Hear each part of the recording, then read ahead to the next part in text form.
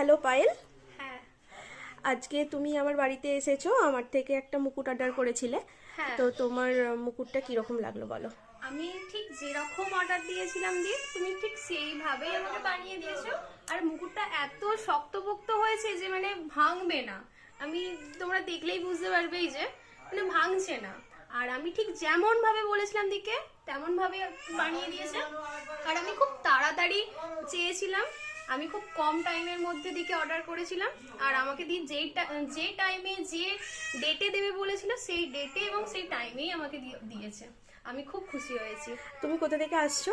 আমি শিবানীপুর থেকে আসছি।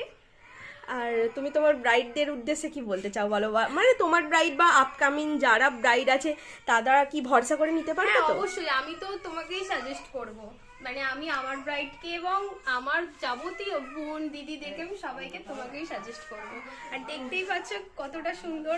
আর দেখো মুকুটের যতটা ব্যান্ড আমি করি সবার মাথায় একদম ইজিলি বসে যায়। সেটাই দেখানোর জন্য মাথায় তুললাম। মুকুটটা কত সুন্দরভাবে মাথায় বসছে। ঠিক আছে, থ্যাংক ইউ এত সুন্দর একটা রিভিউ দেওয়ার জন্য।